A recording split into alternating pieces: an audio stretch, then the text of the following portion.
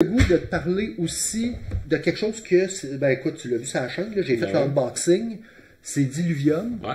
Puis c'est drôle que quand on a dit on en fait un, parce que je m'en allais faire en fin de semaine une vidéo de follow-up. Tu sais, genre entre le review puis tout ça. Je vais t'en parler, puis je ferai demander une vidéo peut-être de complémentarité. Diluvium, c'est un 4X. Ils disent en 15 minutes par joueur. OK. Fait que si on le set up, sont mes instructions? Sont-tu? Ouais, sont là. Je te laisse ouvrir le deuxième livre ici. OK. Quand tu le rouvres, là, tu vas voir les maps. Déjà en partant, par rapport à Scythe, tu vas voir que la map, elle est petite quand tu joues à deux. Oh shit. OK. L'exemple que tu as dans le livre en page 5, c'est pour 3 joueurs, je pense, celui-là. Ouais, c'est 3 joueurs. C'est très bien. Ça a le même feel, c'est-à-dire que tu as les 4 actions de base des 4X. Donc, explorer, explore, expand, exploit, exterminate. OK. Et quand tu choisis une action, le tour d'après, tu ne peux pas reprendre la même action. Très Scythe. Tu as des actions où tu prends des choses de ton board, que tu les découvres, donc tu gagnes ce qu'il y a en dessous, puis tu les mets sur la map. Donc, encore là, très à la Scythe, où tu as comme 2 bonus. Tu sais, il y en a un que tu vas... tu sais, dans Scythe, c'est que, mettons, tu enlevais un cube en haut, ben, tu augmentais, mettons, tu avais un worker de plus qui travaillait, puis quand tu le descendais, exemple, tu le mettais en bas, ça baissait de 1 le coût de quelque chose d'autre. Ouais. Ben, je là, me souviens plus trop, là. Je me souviens que c'était un genre d'engine builder de ce style-là, mais... Tu l'as un peu, mais c'est que je l'ai joué solo. Solo, c'est un puzzle, c'est vraiment un autre game. À 2, avec le teach, ça a duré 1h15. Encore, je te dirais 1h30 avec la Table Talk. Fait que peut-être 50 minutes. Table Talk, c'est du bonus, hein? Ouais, cool, mais 50 minutes pour ma partner qui était la première fois qu'elle jouait. Là. Fait que j'ai présenté Go. Super le fun. Il est beau. Pour ce que c'est, j'aime la direction artistique. Et puis si tu regardes les meeples, là, ils ont toutes des shapes. Ça, c'est les Romains. OK. Ben oui, tu vois. Les bateaux romains. Faut que je te montre. Ah, attends. Je me rappelle plus c'est quoi exactement. Je vais dire les Asiatiques, là, mais tu vois qu'ils ont le petit chapeau style Raiden. Beaucoup aimé. Je me demande ça va être quoi son Time to Live dans ma collection. Tu sais, un coup, je vais l'avoir joué 10 fois. C'est toujours les mêmes 4 actions. Ben, toi, t'avais aimé Scythe. Si c'est plus léger, similaire, c'est pas un keep, admettons, rendu là. Ce que j'aime le fait qu'il y a un mode solo dédié qui est différent avec des scénarios. Donc, la map, on se rappelle quand je te parlais d'expédition, je te disais le problème, la map est toujours pareille. Là, dans celui-là, le mode solo, c'est comme 15 maps différentes. L'idée est super bonne. C'est très puzzle, par exemple. C'est très... si tu n'as pas fini en 7 tours, ça passe pas. OK, c'est la fin. Sauf que les 4 actions, je me demande jusqu'à quel point, à un moment donné, il va manquer quelque chose. Sans trop limiter dans ce que tu peux faire, mettons. C'est trop répétitif, peut-être, aussi? Ouais, ben, tu sais, il manque peut-être juste un petit flair. Je te dirais, la boîte est bonne, la qualité du matériel, des coffres, des affaires cartonnées, et tu as même des petits stands pour mettre tes ressources. Parce que les ressources, il y a 3 ressources principales. Tu as la nourriture, les armes et les arts, ou la culture. OK. Tu ne peux pas en avoir plus que 6. Fait que ça, c'est de la place exactement pour 6. Okay. Et c'est fait de dire, je sais tu as combien de ressources, mais je ne sais pas lesquelles. Donc, quand je t'attaque, comme dans bien des jeux de Civ, tu sais, mettons, tu as ta force militaire, moi j'ai la mienne, mais tu peux souvent sortir, mettons, soit des tanks, ou de la force, ou de la whatever, une bombe, ou dans Scythe, c'était des cartes de guerre. Mais là, tu ne savais pas combien que tu en sortais, combien de ta force militaire tu mettais sur le cadran. Ben ici, OK, tu as une force militaire de 2. Moi, j'ai une force militaire de 3. J'ai juste une épée. Fait que je peux rajouter 1 pour faire 4. Mais toi, tu as peut-être trouvé une carte quelque part qui t'en a donné 3. Puis je sais pas ce que tu as eu. Okay. Je t'ai vu te ramasser 3 trucs, mais à un moment donné dans le jeu. Tu perds le fil, j'imagine. Qu'est-ce que l'autre fil? Tu perds le fil parce que c'est des temps propres. Mais ça fait partie du jeu de dire tu l'as vu ramasser. Qu'est-ce que cette personne-là a ramassé, puis combien qu'elle en a dépensé pendant la partie pour aller tuer des bébites. Fait on a eu une super belle tension. Le jeu, il a fini quand on commençait à dire il commence à être trop long. Oh, OK. Là, que le timing était parfait. Le timing était parfait parce que là, on était à la fin, là, on calculait les tours pour dire je me foutais de ce qu'elle faisait, elle se foutait de ce que je faisais, là, on était en efficience. Le timer de fin de partie, il y a 3 coffres de ressources, on les a nommés, mais il y a un nombre limité dedans. Puis quand tu les consommes, tu les mets aux poubelles. Fait que quand tu as un coffre qui tombe à 0, ça définit le dernier tour. Ah, n'importe quelle ressource, c'est pas les tours qui doivent être vides. Aussitôt que tu as une des 3 ressources principales, donc si on a été les deux à jouer fortement militaire, la game va finir plus vite. Si moi j'ai été très, on va dire, exploration, donc avec beaucoup de nourriture, puis je me suis promené, puis toi tu as développé les arts pour faire de l'argent, la culture, donc faire un money-making machine, ben, la game va être plus longue parce que les 2 coffres vont vider moins rapidement. T'as-tu remarqué s'il n'y avait pas une manière d'être meilleur, en fait? Plus militaire, plus art, plus... J'ai le feeling... Il y a un moment donné, j'avais l'impression que le militaire était overpowered. Fait que moi, quand j'ai joué en multi, j'ai été full militaire. OK. Je jouais contre quelqu'un qui était très modéré parce qu'elle voulait essayer un petit peu tout ce qui existait à gagner par 5 points. Aïe, aïe, aïe, quand même. Hein. Fait que j'ai dit, OK. Ben là, c'est là qu'il est bon de le réessayer pour voir. Ouais. Ben, toi, tu fais la même affaire, puis elle, mettons, elle joue aussi de la même façon. Là, vous allez être 2 à faire pareil. Ouais. Est-ce que vous allez finir à 1 point de différence, égalité, ou à 10 points de différence, tu sais? Puis, tu sais, si tu veux voir la qualité, là, j'ai 2 stacks de tuiles comme ça, en termes de qualité de component. Tu vois que c'est de la tuile épaisse. Ouais. Moi, je l'aime.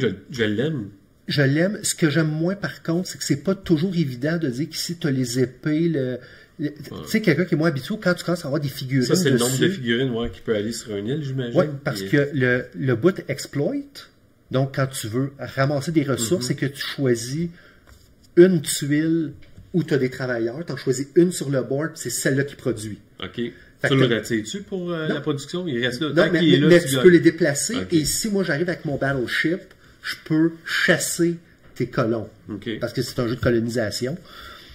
Tu as vu tantôt, tu as tourné, il y avait un hydre. Quand tu as tourné, là, si tu regardes. Non, reste juste d'un côté. Ah oui, oui. Ben, ici tu as un cyclope. Ouais. Ben, si tu regardes, il y a des. Bon, ici, tu as un hydre.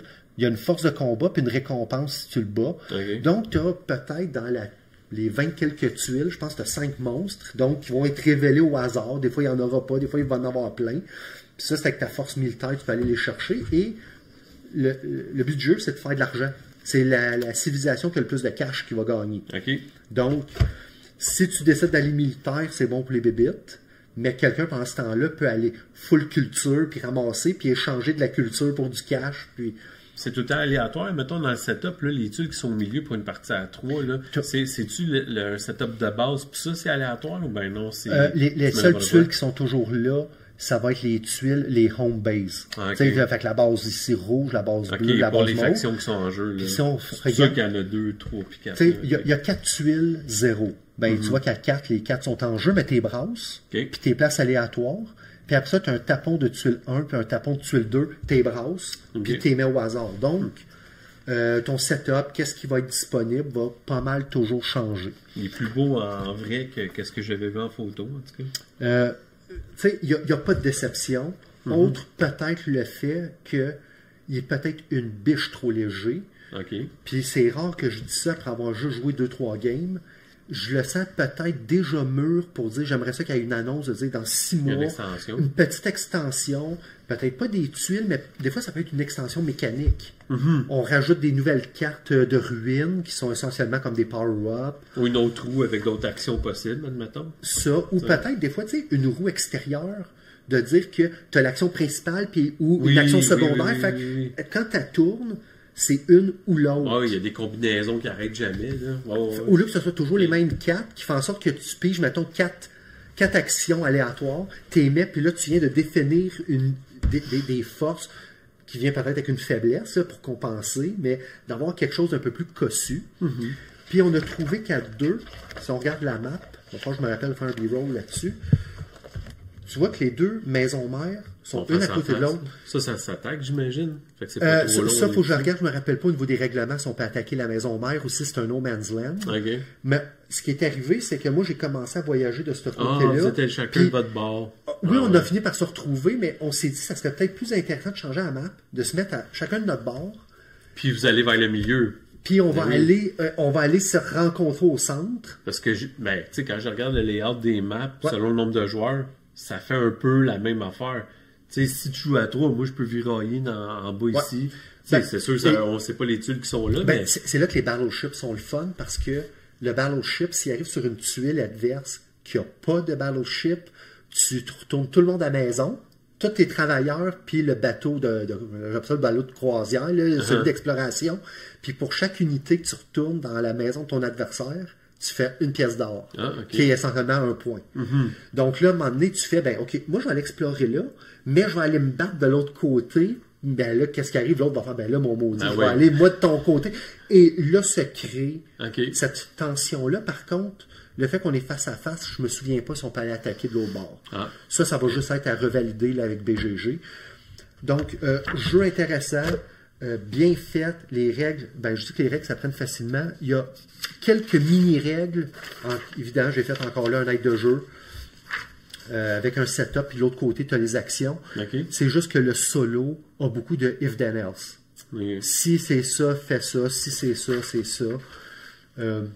Mais tu sais, on peut pas cracher sur le fait qu'il y a eu un effort évident de faire un mode solo qui est intéressant, avec des branching paths. Entre solo puis à 2, mettons, tu as préféré quoi? Je pense que je l'ai préféré à 2. Sauf que la map, j'ai peur qu'elle vienne à 2, là, qu'elle stalle un peu, parce que même si c'est random, c'est toujours le même layout. Mais je pense qu'il y a moyen de dire... tu peux faire un house-rule en essayant d'autres choses. Exact. Ou sinon, regarde, on fait-tu la carte qui est là. Mais ça, c'est pour ton mode solo. Mais tu sais, on pourrait dire, regarde, on fait-tu celle-là, cette carte-là, on va remonter de même. Puis, pogne une, puis... Il doit y avoir le principe de symétrie, tu sais. C'est pour ça que tu vois que les maps... Fait que, tu sais, l'idée que tu as eue de prendre la map à 2 joueurs, puis d'être face à face, ces 3 premiers tuiles, d'être aux extrémités, mettons, horizontales, au moins, la symétrie reste là pour vous deux. Exemple, tu prends celle-là, puis sauf que, tu dis, bon, les 2 0, tu mets là, ici, on met des 1, puis on se bat autour. Là, soudainement, tu as des trous, tu as peut-être des choses intéressantes qui peuvent se créer. Il y a place. C'est un beau sandbox. Il donne possibilité de pouvoir jouer, mais là, ça dépend comment les gens sont à l'aise avec les house rules. En tout cas, quand tu as dit, tu le comparais à Scythe, plus petit, plus léger, puis là, tantôt, tu as parlé, on allait chacun de notre bord, puis on restait là, on stagnait là. Moi, Scythe, là, c'est le commentaire que j'avais fait sur, j'aurais pas été tout seul. On était 3. Mais j'aurais pas été tout seul parce que j'ai jamais rien fait avec les autres. Là. Il n'y a jamais eu d'interaction. Toutes les terres que j'avais autour de moi me suffisaient pour justement en ressources. J'ai même pas été. La zone du milieu, je sais même plus c'est quoi, comment elle s'appelle. La factory. La factory, j'ai jamais mis les pieds là. J'ai même pas pensé à m'approcher de ça. Puis une game de site, ta setup, ta joue, ta rap. Mettons, tu l'as joué à quoi, 3 joueurs? T'en as eu pour 2 heures facile, là. Peut-être un après-midi, là, 3 heures, de 1 à 4, admettons. Ça, là, écoute, j'ai joué à 2, là, puis on l'a dit tantôt avec la table talk, 1h30. Tu sais, je le set up, puis là, j'ai fait un long teach, je te l'explique, 10 minutes, la teach est finie, puis la game va prendre 3 quarts d'heure, 1 heure. T'as vécu l'expérience. Faut pas qu'on parle, les Faut pas qu'on parle. Si tu veux qu'on finisse un jeu. C'est pour ça qu'on a passé un podcast, c'est pour pouvoir parler des fois, puis des fois, c'est pouvoir gamer. Mais ça, on peut le faire en 1 heure. Puis tu vas avoir l'expérience, puis tu vas pouvoir en tirer, dire, si t'aimes pas ça, puis c'est bien correct. Mais au moins, tu n'auras pas brûlé 3 heures pour faire tout ça pour ça. Écoute. Tu sais, Scythe, c'était un petit peu ça. C'est sûr, mais ça, j'en ai tiré aucun plaisir, puis ça a été un jeu tout ça pour ça. Ça peut être un tout ça pour ce jeu-là, Diluvium. Mais par contre, le back and forth sur justement les combats, l'exploration, comment gérer ce qui est à mon avantage de faire en fonction de comment tu joues. Là, ça peut être fun parce que la map est tête. Fait que là, je peux avoir du fun, même si c'est un tout ça pour ça. Je vais passer 1 heure à faire, j'ai juste fait ci, j'ai juste fait ça, puis ça a fait un combat, c'est bien correct. Mais crime, le fun que j'ai eu à le faire avec toi, ça va être ça ma paye de ce jeu-là. Exact. Moi, j'ai aucun problème à l'essayer. Ici, c'est ce que tu penses qui risque d'arriver. Comme j'avais parlé, la confiance qu'on doit avoir un peu sur, c'est un go-to de faire ce jeu-là. Même si les mécaniques sont semblables à d'autres jeux. Anyway, qu'est-ce que tu veux faire? Les jeux sont tous semblables mécaniquement d'un jeu à l'autre. Fait que si tu me dis, ça ressemble à quelque chose qu'on a déjà joué, mais au moins, Ouais. L'interaction entre les deux, elle va être plus intense. C'est sûr, c'est tout Puis, ça. tu sais, moi, la comparaison, elle est aussi au niveau qualitatif. Ça veut dire, tu sais, tu regardes, là, ici, là, j'ai commencé à tout reboxer, mais la planche pour solo est double, ben, même triple layer, Ah il n'y a ouais, pas de même. c'est intense. Ici, tu mets des jetons, fait qu'il y a plein de trucs, tout est rentré, puis c'est la même affaire avec les petits cubes, que quand tu les déplaces, mais ça rouvre des bonus de cash. Okay. Ah, puis les tuiles d'action, des factions sont symétriques, mais chacune sont réversibles. Fait que on pourrait les brasser, dire Puis de pas commencer tout à du même bord. Là, où, ben, tu sais, c'est où on choisit tout le monde asymétrique ou symétrique. OK.